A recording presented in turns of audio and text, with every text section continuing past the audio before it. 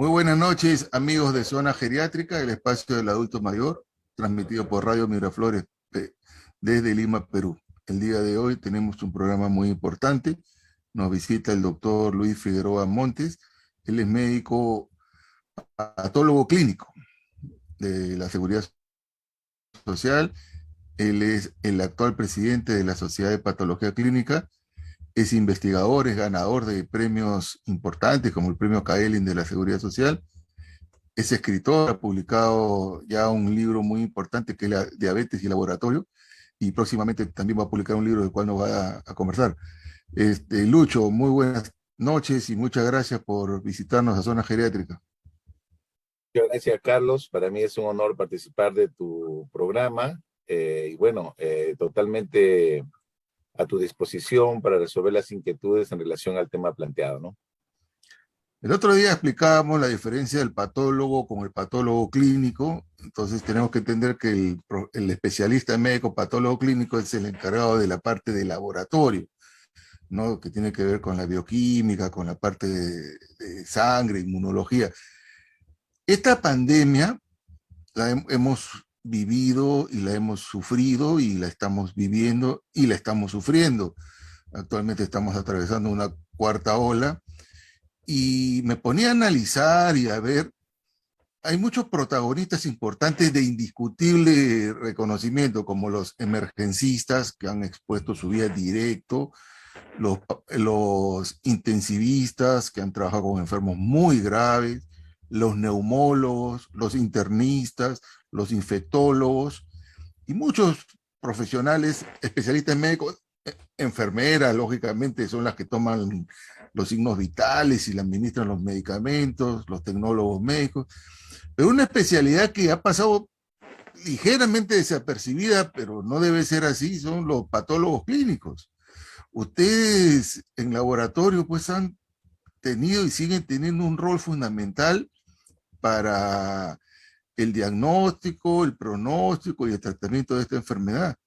¿O me equivoco? Ustedes son los que en realidad lo que hacen el diagnóstico, porque el clínico es el diagnóstico. Todos sabemos que la medicina es el diagnóstico clínico, pero el laboratorio confirma el diagnóstico o lo descarta. ¿Qué opinas de eso? Muchas gracias. Mira, a ver, justo estoy terminando de leer un libro publicado recién por Bill Gates donde habla qué podemos hacer para enfrentar una probable futura pandemia, ya con lo aprendido, con lo leccionado. Entonces él habla de que en Estados Unidos, inclusive previo a la pandemia, en enero de 2020, así como se hacen simulacros para el terremoto, allá también tienen la costumbre de hacer simulaciones. Hicieron simulaciones de una epidemia que tiene su nombre. ¿Cómo se movía o cómo articulaban los entes gubernamentales para afrontar una potencial pandemia de un virus? Parecido, o sea, prácticamente era la película del coronavirus, cuando ya inclusive habían alertas en Asia. Y de un informe robusto de más de 100 páginas, solamente mencionaron a las pruebas de laboratorio, creo que 3 veces o 4 veces. Y él menciona ahí que el tema de las pruebas diagnósticas no era algo que se veía como algo necesario para afrontar, por ejemplo, un problema de salud pública. Y hemos visto en la realidad que sin las pruebas de laboratorio no se puede controlar una epidemia. ¿Cómo hacemos el seguimiento de los casos? ¿Cómo diagnosticamos a los pacientes? ¿Cómo cercamos el círculo de ellos en doble anillo para buscar la sospecha y los potenciales contactos para cortar la transmisión? Sin pruebas de laboratorio eso es imposible. Por muchos años, la medicina de laboratorio, en el Perú conocido como patología clínica, hay diferentes estudios que demuestran que el 70% o más de las decisiones que se toman en la parte clínica, como muy bien lo dices, los médicos tratantes, dependen de pruebas de laboratorio. Muchas enfermedades, en sus criterios diagnósticos, incluyen a las pruebas de laboratorio. Y es muy probable que muchas de las enfermedades se monitorizan con pruebas de laboratorio. Por ejemplo, la diabetes con la hemoglobina glicosilada. El tema es que, por una u otra razón, quizás por la característica de nuestras competencias, nos hemos acostumbrado a estar encerrados en las 4 paredes, metidos en laboratorio, y quizás no hemos articulado mucho con la parte clínica. Yo creo que ese es un error que a raíz de esta pandemia va a tomar de repente otro rumbo, porque ya somos más visibles. Claro, En la definitivamente. época en la época de la pandemia veía como otros especialistas que no eran de laboratorio hablaban de temas eminentemente laboratoriales y pocos patólogos tenían la oportunidad de repente de tener una luz o una ventana para hacerlo. Yo en lo personal he tenido la gran oportunidad durante esta pandemia de hacer muchas entrevistas y hacer visible la labor de los laboratorios y de la importancia de las pruebas diagnósticas. Y en el COVID definitivamente el estelar son las pruebas de laboratorio. Sí, fundamentalmente. Ustedes han estado invisibles y no es justo. Efectivamente, muchos profesionales que no hacían laboratorio hablaban de pruebas de laboratorio y más aún, ni siquiera veían pacientes tampoco. O sea, no veían pacientes y no hacían pruebas. Eran los teóricos, ¿no? Famosos teóricos, pero que no han estado en la cancha como ustedes lo han estado. Ahora, vayamos a la importancia de las pruebas de laboratorio. ¿Qué tipo de pruebas existen? Porque hasta ahora sigue habiendo confusión y al inicio de la pandemia hubo todo un diálogo, incluso político, porque ya entró la política y donde entra la política ya se malogra todo, sobre la famosa prueba rápida, la prueba lenta, la prueba... Oriéntanos cuál es cuál y cuándo es cuándo. De repente lo podemos hacer pausadamente porque es un tema largo, pero ¿cuál es la prueba que se debe pedir cuando una persona se está sospechando que tiene el COVID? Ya, vamos a hablarlo de la manera más práctica. Si ingresa un virus a tu cuerpo, él inmediatamente va a querer multiplicarse. Se habla que diariamente el virus se puede multiplicar en promedio más a 10.000 copias por día. Más de 10.000 copias por día. O sea, hoy en día entra un coronavirus, mañana tenemos 10.000 coronavirus. Si nuestro cuerpo quiere defenderse específicamente, tiene que producir anticuerpos. Los anticuerpos demoran de 7 a 15 días. Es decir, si esperamos que nuestra defensa nos proteja, va a pasar un tiempo. Por lo tanto, lo que tenemos que hacer es buscar al virus desde el inicio para cortar la transmisión. Y las únicas pruebas que buscan el virus de manera directa en este momento son tres. Las pruebas moleculares, en todas las presentaciones que han existido, generalmente en tiempo real, y las LAM, por ejemplo, que se comenzaron a impulsar. Pero todas ellas, con sus características, buscan el virus. Es decir, si tú tienes una carga viral importante, porque tiene que también haber un punto de detección, vas a detectar el virus. Puede ser en el tercer día, en el segundo día, en el cuarto día, dependiendo mucho de tu carga viral, y detectas el virus. La otra prueba que también ayuda a detectar el virus es la prueba antigénica, que hasta el día de hoy lo seguimos utilizando. Lo que pasa con la prueba antigénica es que varía mucho su comportamiento porque depende mucho también de las nuevas variantes. Esta nueva variante, por ejemplo, que es más infecciosa, tiene una carga viral más baja. Por lo tanto, el paciente tiene que estar con su cuadro clínico más florido, generalmente en el cuarto o quinto día, y con una prueba antigénica tú vas a demostrar la positividad. Pero si desde el inicio un paciente quiere hacerse con una prueba antigénica porque empezaron sus síntomas, es probable que la carga viral sea tan baja que en una prueba antigénica no se detecte. Sin embargo, él tiene la enfermedad. Más aún si hay contactos, más aún hoy en día en promedio de 20 personas que tienen el coronavirus, una está siendo diagnosticada por alguna prueba diagnóstica. 19 están ahí, como quien dice, en sus casas, o no se han hecho una prueba.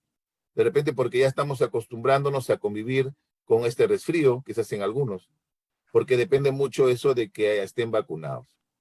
Y la otra prueba que busca el virus son pruebas que ya no están de acceso al público, que se utilizan para ver el comportamiento justo de las variantes, de cómo van cambiando, cómo van mutando los virus, y son las pruebas de secuenciamiento genómico.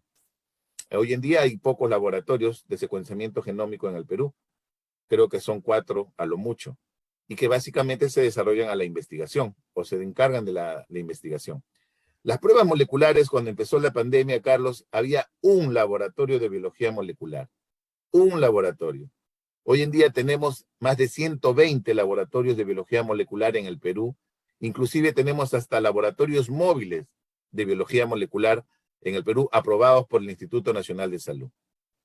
Y las pruebas antigénicas, como son famosas porque son pruebas rápidas, son pruebas de acceso rápido, son pruebas que le llaman en el punto de atención del paciente, un pruebas POC, las pueden hacer en cualquier laboratorio, inclusive ya de venta en farmacias, para que el mismo paciente se haga el automonitoreo, ¿no? Inclusive son nasales, ya no son ni siquiera para hacer las nasofaringias, también hay de saliva, si no queremos ser un poquito invasivos.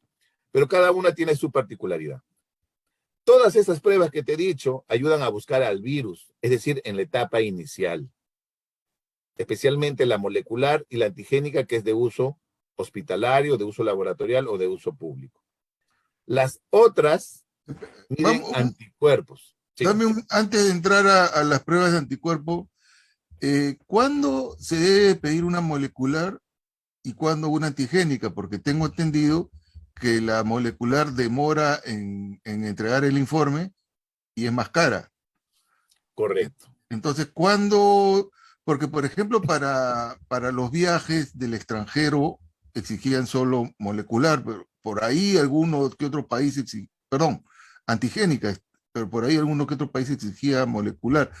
Pero independientemente de la entrada, que de repente ese tiempo hablamos, ¿cuándo pedimos una molecular y cuándo una antigénica?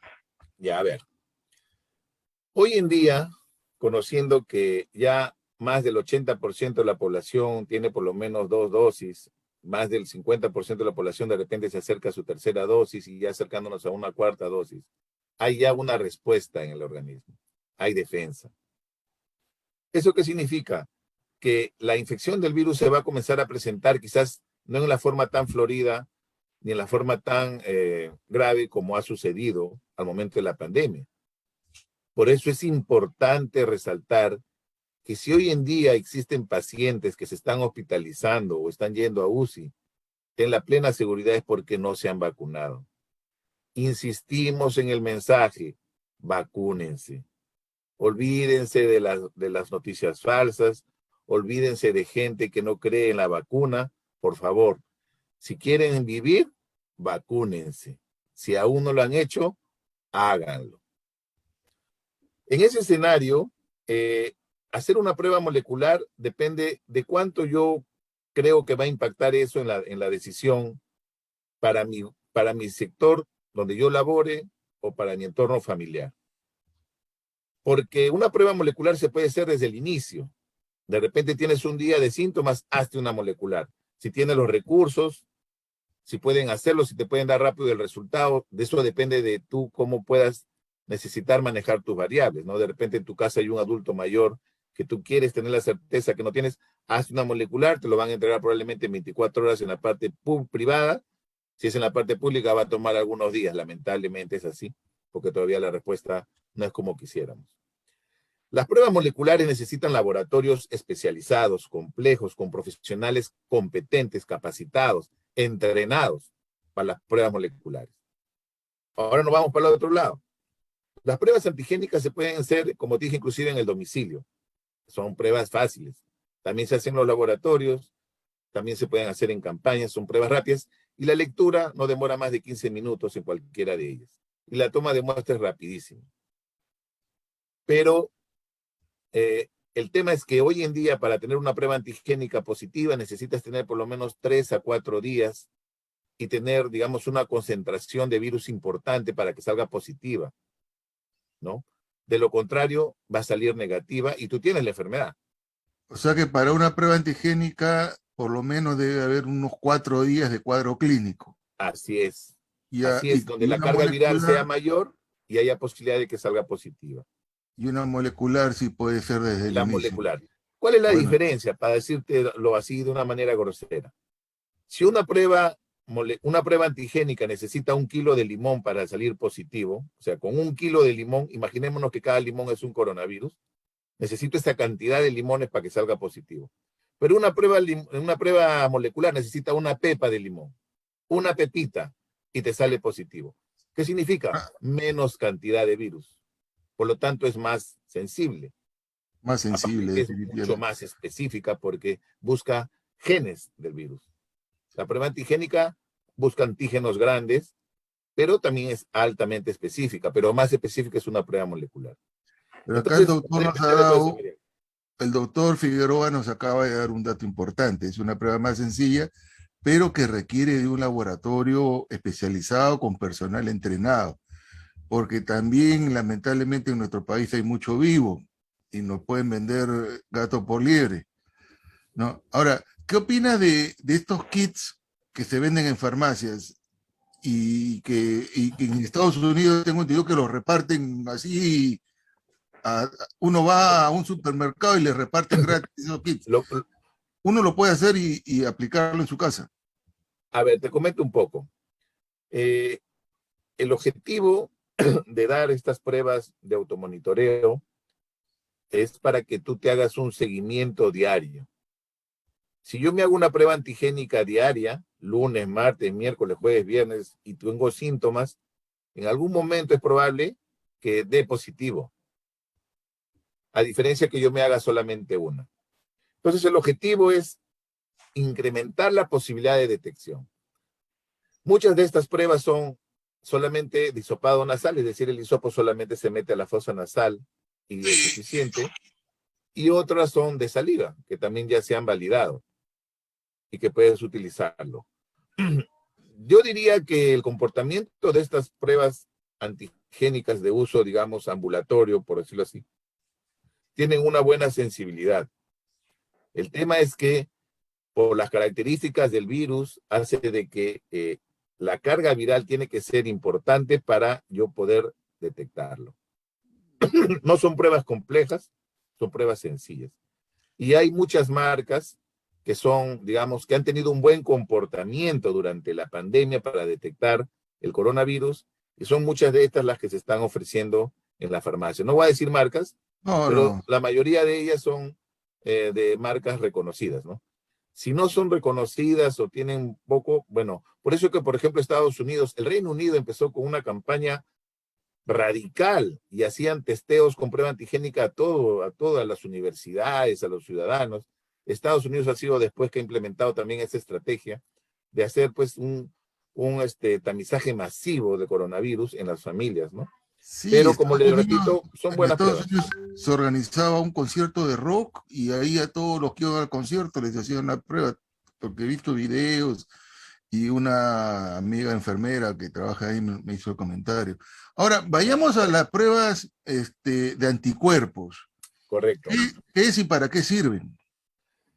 Como dije en un principio, si queremos buscar el virus, tenía que ser prueba molecular o antigénica. Ahora nos vamos a la otra parte. Si queremos ver nuestra respuesta, nos vamos a los anticuerpos. Y los anticuerpos comienzan a incrementar su positividad a partir del día 7, a partir del día 10, a partir del día 20, 25. La sensibilidad, es decir, la positividad incrementa en los anticuerpos, por ejemplo, de 40% a los 7 días, de 60% a los 15 días, y más de 20 días probablemente un 90-95% tendrá anticuerpos. ¿Eso qué significa? Que los anticuerpos sí se responden a la infección, pero necesitan un tiempo para ser fabricados, para ser procesados por nuestro cuerpo. De ahí es que si yo busco anticuerpos, es como estar mirando siempre al retrovisor, porque la pandemia me va a ganar siempre. No voy a poder ver hacia adelante, no puedo, es imposible. O sea que No fue, puedo controlar una infección con pruebas serológicas porque no estoy identificando al virus. Estoy o sea que identificando fue una un error, respuesta al virus. fue un error del gobierno de Vizcarra iniciar la pandemia con prueba rápida, con prueba de anticuerpos. Por ejemplo, si se hubiera querido hacer con pruebas moleculares, teníamos un laboratorio, Carlos, en Lima, que Ah, inclusive bueno, no hubiera podido no se realizarse. O sea, hubiera podido dar abasto. Bueno, era claro, una opción y bueno, se respeta a las personas que tomaron esa y es la decisión. opción, Hoy en día, claro, es más sencillo analizarlo, pero en ese claro, por eso, momento pero había que verlo. la respuesta que acabas de dar también es muy válida. Había un solo laboratorio, no había no había, y antigénicas todavía no habían. Antigénicas habían, pero tenían un pésimo comportamiento, bajísimo. En España, me acuerdo que salieron algunas pruebas y la sensibilidad era pésima. O sea, era peor inclusive que una prueba rápida en relación al Ah, tiempo. entonces era lo que Era había. bajo. Claro. Las pruebas antigénicas mejoraron en el tiempo y hoy en día obviamente ayudan mucho. Ahora, hay Porque hay dos, que dos, recordarnos que no todos los laboratorios acceden a pruebas moleculares, ¿no? La prueba molecular necesita una buena muestra, necesita un medio de cultivo para meter ese hisopo en un tubo que necesita conservar a los virus, necesita un transporte correcto, necesita ser llevado a un laboratorio. Entonces, son muchos pasos. La prueba ya. antigénica no necesita ninguna de esas. Se toma la muestra, se tienen obviamente algunos requisitos de bioseguridad en los laboratorios, pero más nada. Ahora, anticuerpos tenemos entendido que hay varios. Hay muchos, el G, A, M, D, E, hay varios, ¿no? Pero básicamente los resultados del laboratorio te da un G y un M. ¿Cuál es cuál y cuándo se lee, cómo se interpreta? ¿O eso ya es un tema muy médico, muy difícil de tocar para un público general? Bueno, hay conceptos básicos, ¿no? Eso El, también con- generó mucha polémica al inicio, pero la el línea general concepto es que básico, sí, la inmunoglobulina son anticuerpos, son nuestros, como yo le digo, nuestros soldaditos que nos defienden. claro, Los de tipo M son los que aparecen, ni bien aparece la infección. Pero digamos que estos soldados son no, soldados que recién han salido, por ejemplo, son jóvenes, son soldados con poca experiencia, ¿no? Esos son los anticuerpos inmunoglobulina M. Anticuerpos básicos, anticuerpos rústicos que nos defienden, pero en una primera etapa. Conforme pasa la infección y los anticuerpos comienzan a madurar, aparecen los anticuerpos G, que ya serían de repente soldados con más experiencia. De repente han pasado ya varias guerras, maduran y ya tienen un mayor conocimiento de atacar al enemigo. Los anticuerpos G demoran en aparecer.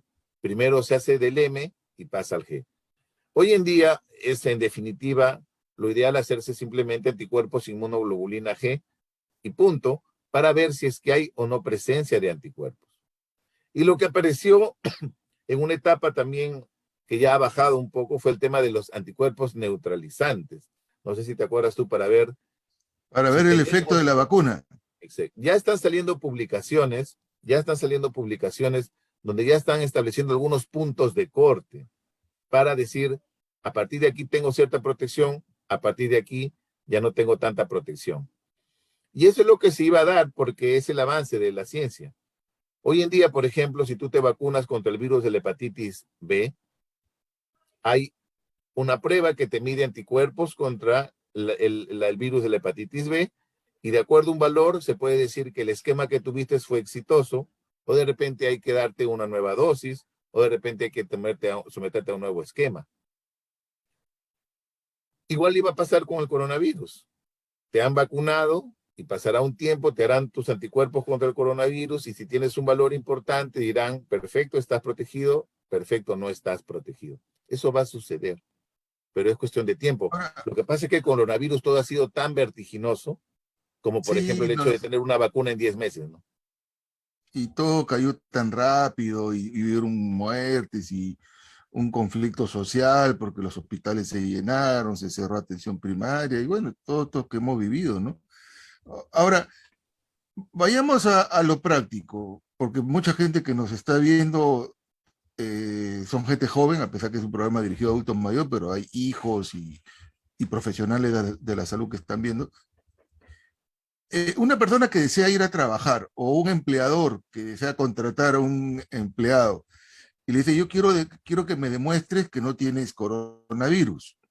¿Qué prueba debe llevar para decir no tengo? ¿Una antigénica o una de anticuerpos?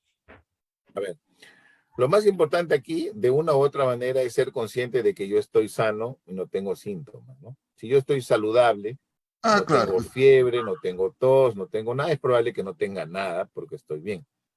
¿Y para qué invertiría en una prueba molecular? No tendría sentido. Si igual, en este caso, como tú dices, el empleador exige una prueba, pues se hace una prueba antigénica y no hay problema. Y eso sería suficiente. Acuérdate que inclusive las pruebas antigénicas en pacientes sin síntomas no tiene tampoco sentido, porque es más probable que salga negativo, ¿no? Porque no hay ni carga viral. claro, pero Eso sería la única opción. Pero hoy en día, Carlos, más importante que una prueba diagnóstica es que tú estés vacunado. Para mí eso es Claro, más importante. para contratar a una persona, lo correcto sería que tenga un certificado de vacuna. Correcto. Porque, por ejemplo, hay países que para ingresar, incluso Estados Unidos, que están estrictos, básicamente te pide el certificado de vacuna, no te pide pruebas. Así es. Es que es lo más lógico. Y es Y algunos lógico países por dos razones, porque tú no vas a probablemente desarrollar una enfermedad grave y si haces una infección leve puedes controlarlo. Hoy en día, por ejemplo, con el tema de coronavirus han aparecido nuevos conceptos, por decirlo así, o conceptos que ya existían pero que hoy en día toman fuerza.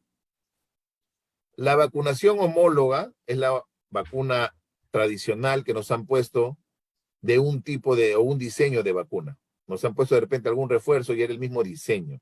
Es decir, un tipo de, por decirlo así, de marca y era la misma marca que nos volvían a poner porque era lo que el mercado tenía. Con el coronavirus aparecieron infinidad de marcas, bueno, no infinidad, sino muchas marcas y muchas de diferente diseño. Por eso es que algunas le llaman vacunas génicas, algunas le llaman vacunas de inactivador viral, vacunas con vectores virales. ¿Eso qué significa? Que al haber tantos diseños, han habido muchas personas que los han vacunado con diferente diseño. Por ejemplo, el sector salud fue vacunado con una vacuna de virus muerto o virus inactivo y después una vacuna génica. sí, A sí. ese concepto se le llama vacunación heteróloga. Y se ha demostrado los estudios que aquellos que fueron vacunados con un diseño y vacunados con otro diseño tienen más anticuerpos, tienen más respuestas serológicas.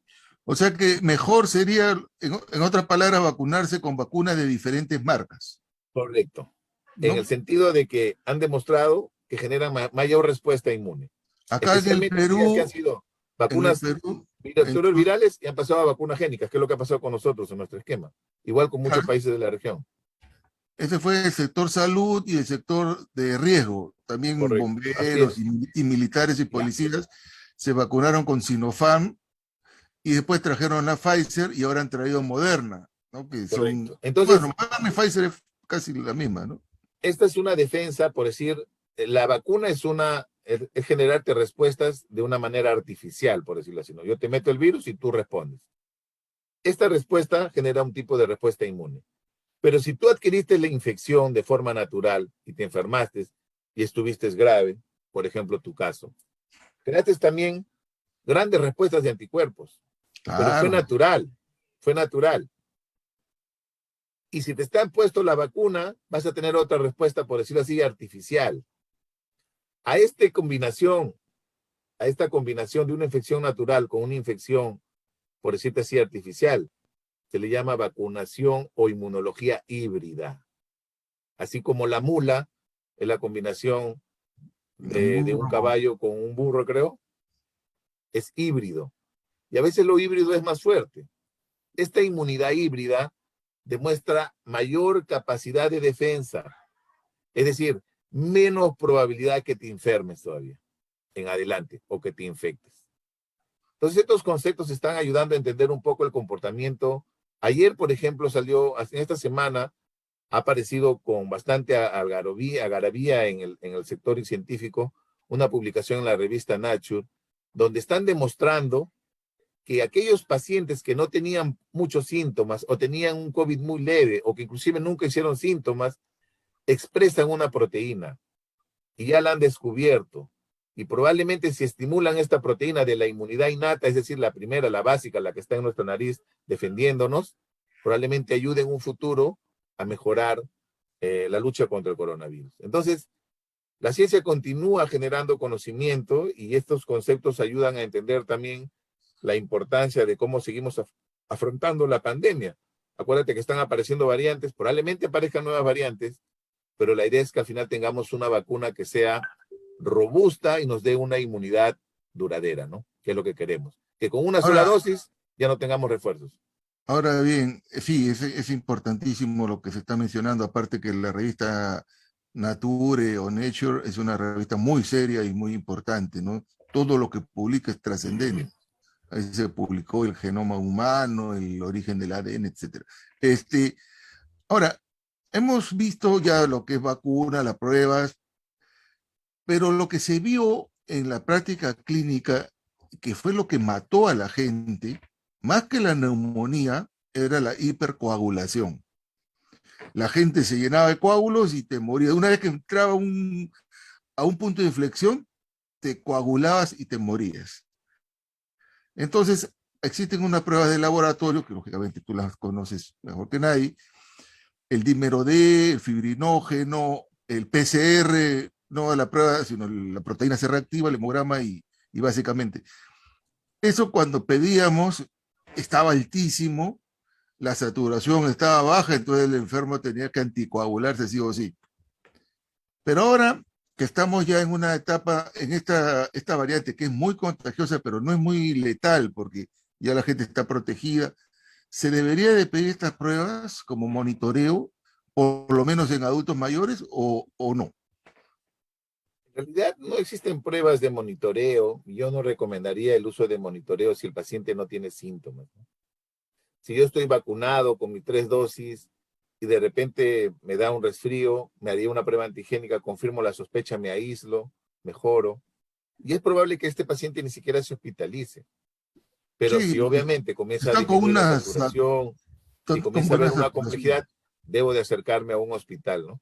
Había un mensaje que le llaman el mensaje de la corona y fue que al inicio de la pandemia, acuérdate, era quédate en casa.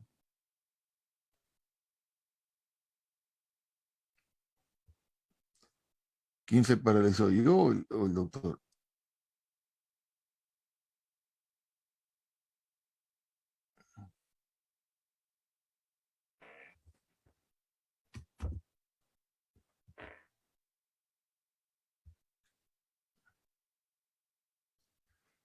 Bueno, estábamos viendo mientras que vuelve la señal del doctor Figueroa, eh, este, hay pruebas para la coagulación que pedíamos para ver si el enfermo estaba gravemente comprometido su coagulación y era el dímero, el fibrinógeno, pero como acaba de decir el doctor, no vamos a pedir a todos por gusto, porque lo que va a marcar es el oxímetro.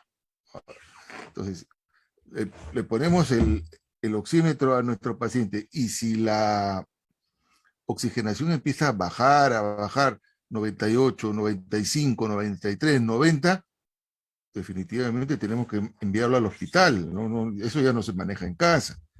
Entonces, eso es fundamental, manejarlo que lo maneje en el hospital y el marcador podría ser el oxímetro. Y ya en los clínicos, lógicamente, tienen que pedir la prueba de laboratorio.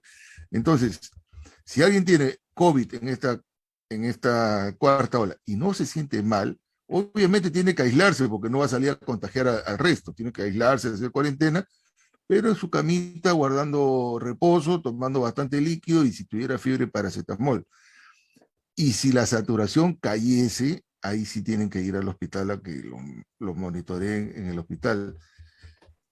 Comentábamos un lapsus de conexión, ya el doctor Figueroa ya está nuevamente en el aire, sobre en los casos leves, ¿no? En los casos leves solamente lo monitoreamos con la oxigenación.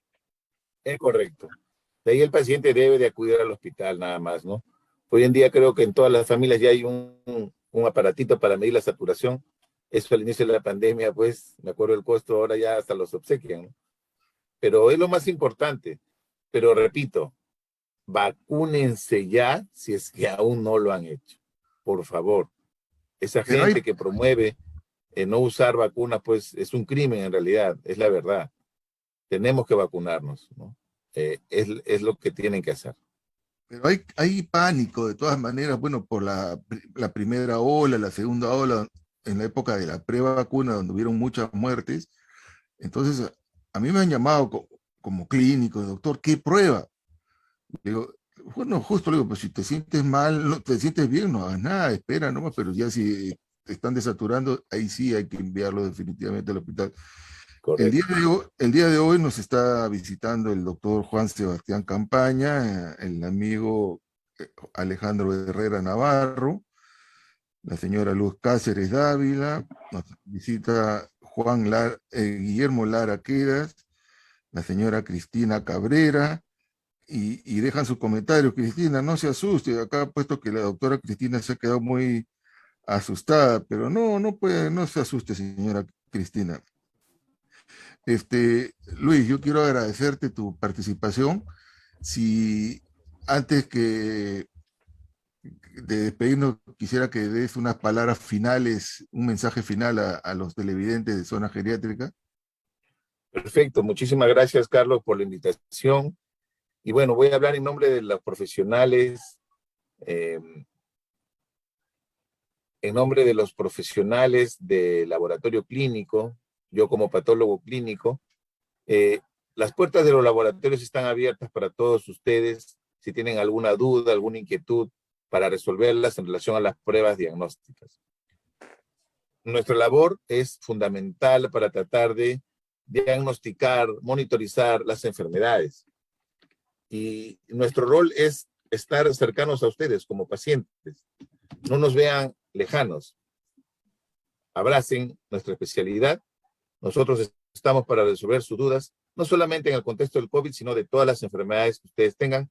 Siempre van a encontrar un patólogo clínico en cualquier laboratorio de los hospitales a nivel nacional. Lucho, Por lo antes que te demás, vayas, ¿nos puedes hablar de tu libro, el próximo ah, libro, sobre qué va a tratar? bueno, yo en realidad es una trilogía. Comencé con la diabetes en la medicina de laboratorio. Ahorita estoy ya terminando uno de los últimos capítulos de mi nuevo libro que va a ser las enfermedades cardiovasculares en la medicina de laboratorio. Acuérdate que las enfermedades cardiovasculares es la primera causa de muerte en el mundo y hay que evitar de todas maneras tener un derrame, tener un infarto.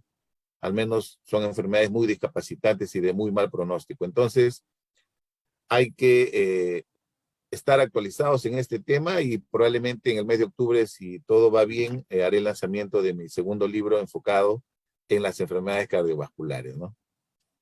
Estaremos atentos. Si queremos adquirir tu libro, el primero, sobre la diabetes, ¿dónde lo podemos adquirir o cómo lo podemos Ya, comprar?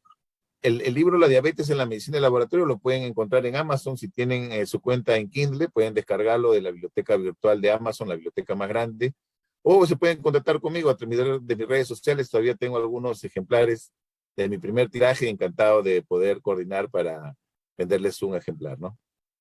Si alguien desea ubicarte, ¿cuáles son tus redes? Me encuentran como Luis Edgardo Figueroa Montes. También me encuentran como Medicina de Laboratorio. Estoy en Facebook, en Instagram, en Twitter, en LinkedIn, en YouTube. También tengo mi canal en Spotify. Me pueden escuchar, ahí subo mis episodios. Ya voy por el episodio 52. Más bien, en cualquier momento te entrevisto también, Carlos, para subir un episodio y cuentes tu experiencia.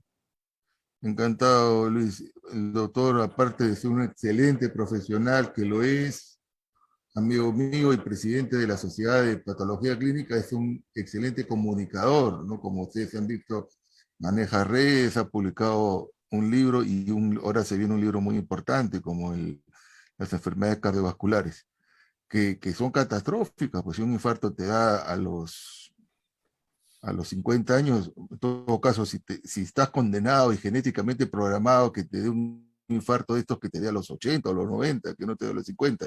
Pero bueno, eso ya es tema de salud pública y de laboratorio y clínica.